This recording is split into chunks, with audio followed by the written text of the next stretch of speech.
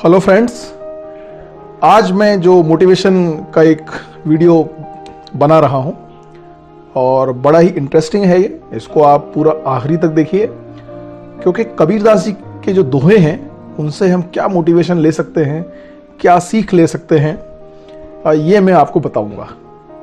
और धीरे धीरे क्या है कि इनके दोहे जो न्यू जनरेशन है, शायद वो हिंदी में उतना इंटरेस्ट नहीं रहता है और दोहे भी शायद कई लोगों ने ना पढ़े होंगे और ना ही सुनने में भी नहीं आते हैं। तो कबीरदास जी के जो दोहे हैं वो कितना मीनिंग रखते हैं, कितना मतलब उनका निकलता है और कितना अपन उससे सीख ले सकते हैं, ये मैं आज आपको बताने का प्रयास करूंगा।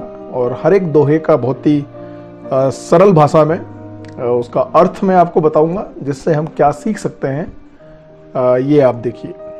मैं स्टार्ट करता हूं क्योंकि कबीरदास जी के बहुत सारे दोहे हैं और बहुत बड़े फिलोसोफर थे, जिसमें जिनकी सोच अपने उनके अंदर से निकलती थी, ये सीख जो थी, तो उससे बहुत कुछ हम सीख सकते हैं। और दोहे बहुत ज़्यादा हैं, इसलिए मैं इसको पार्ट 1, पार्ट 2, पार्ट 3 इस तरह से वीडियो बनाऊंगा। आज हम कबीरदास जी के दोहे से पार्ट 1 से इसको समझते हैं। सबसे पहला दोहा जो मुझे सबसे अच्छा लगता है, जो वाकई हमको बहुत मोटिवेट करता है, मन के हारे हार है, मन के जीते जीत, कहे कबीर गुरु पाइये, मन ही के प्रतीत।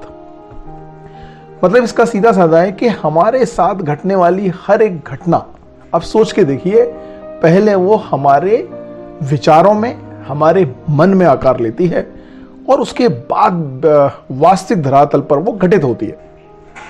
क्या हुआ? ये हुआ कि जैसा हमारे मन के अंदर ब्लूप्रिंट बनता है, उसी प्रकार से हमारे चिंतन और चरित्र की प्रकृति बदल जाती है। मन से हारे व्यक्ति को विजय प्राप्त करना मुश्किल है। यदि आप किसी काम को करना चाहते हैं तो आपके मन में अगर पहले से ही कोई शंका है तो वो काम आपके लिए थोड़ा मुश्किल हो जाता है। इसलिए मन से हारे व्यक्ति को विजय प्राप्त करने में थोड़ी कठिनाई होती है। और जो सशक्त, जिसका मन शक्ति काफी सशक्त है, वो कठिन परिस्थिति में भी उस हार को जीत में बदल सकता है। तो देखा जाए तो कहने का मतलब यह है कि जैसा आप सोचते हैं वैसा हो जाता है। या अगर मैं इसको दूसरी तरीके से अगर आपको डिफाइन करूं कि हार और जीत जो है वो मन की एक प्रतीति है। ठीक है, जय और पराजय विश्वास के ही दो रूप हैं।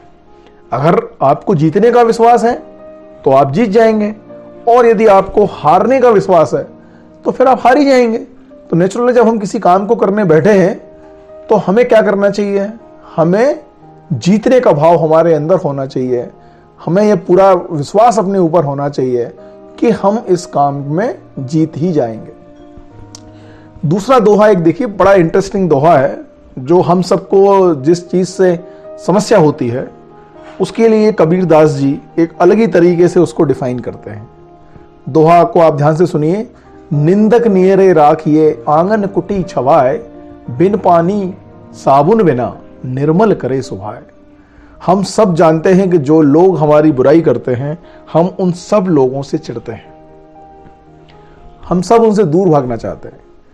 कबीरदास जी दूसरी बात करते हैं। कबीरदास जी बोल रहे हैं कि जो लोग भाई हमारी निंदा करते हैं, उनको हमें अपने पास रखना है, ताकि वो बार बार जो आपकी बुराई कर रहे हैं, आलोचना कर रहे हैं, आपके व्यक्तिगत दोषों को लोगों को बता रहे हैं, अब हो सकता है उसमें कुछ झूठ बताएं, कुछ सच बताएं, लेकिन जब आप तक बात आएगी, जब आपके पास ही वो रहेगा और आपके सामने किसी आपके परिचित को बताएगा, तो नेचुरल है वो बात आप घूम फिर के आपके पास आएगी।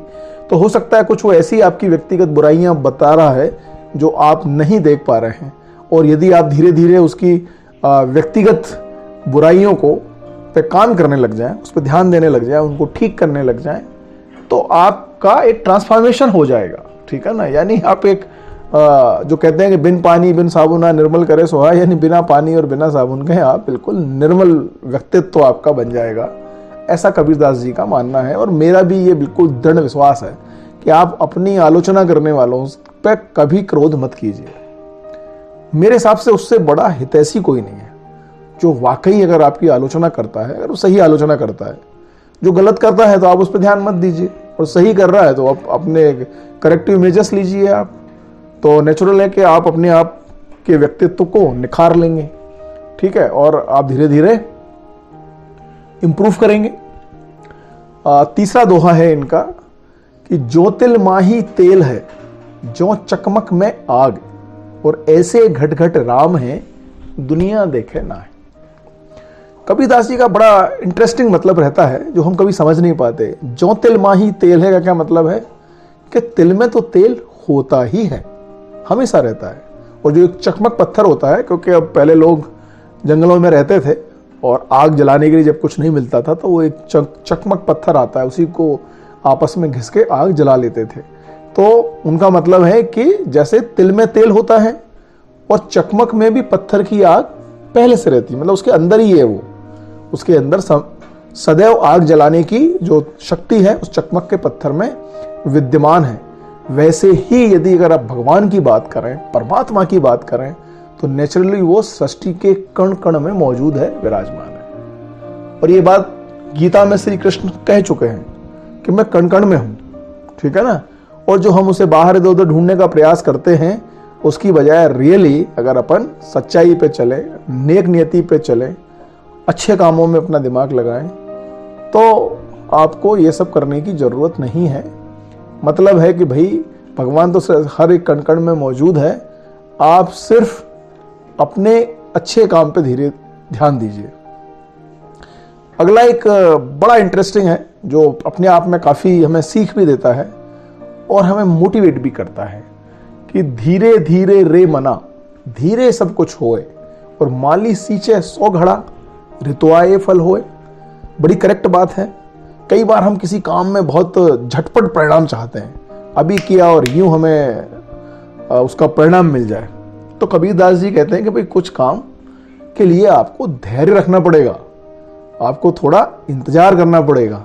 आज आपने अगर पेड़ लगाया और अगर आप उसे 100 घड़े पानी दे दें एक दिन में, तो आपको क्या लग रहा है कल फल आएगा? नहीं आएगा। फल कब आएगा? माली सींचे 100 घड़ा, ऋतु आए फल होए, यानी फल उसका ऋतु आने पर ही होगा, उसके समय आने पर ही फल आएगा उस पेड़ में, चाहे आप 100 घड़ा पानी उसको एक दिन में पिला दो। इसलिए जीवन में बहुत सारे कामों के लिए हमें धैर्य रखना बहुत जरूरी है। तो ये कुछ दोहे मैंने इस पार्ट में बताए, क्योंकि एक 7-8 मिनट का वीडियो होता जा रहा है और मैं हमेशा कोशिश करता हूं कि 5 और 10 मिनट के बीच का वीडियो रहे। इसके बाद में कुछ आगे और दोहे आपको लूंगा और आशा करता हूं कि इसमें बहुत सीख कबीर के दोहों से मिलती है और हम सब कबीरदास जी के इन दोहों से बहुत कुछ सीख सकते हैं यदि अपन सीखने का प्रयास करें और अपने जीवन में उन बातों को अमल करते हैं। आपको रियली ये वीडियो अच्छा लगा है, अपने कुछ दोस्तों को शेयर कीजिए, वो भी थोड़ा इससे सीखें। धीरे धीरे हम जब भी ये अच्छी बातें जितने ज़्यादा लोगों से करते हैं, उसमें अगर 1% भी लोग इस पर अमल करते हैं तो थोड़ा थोड़ा समाज बदलता है, समाज में उत्थान होता है। और जब समाज में उत्थान होता है तो कल्चर चेंज आता है, तो आप सब उसके भागीदार बन सकते हैं। Okay, thank you very much.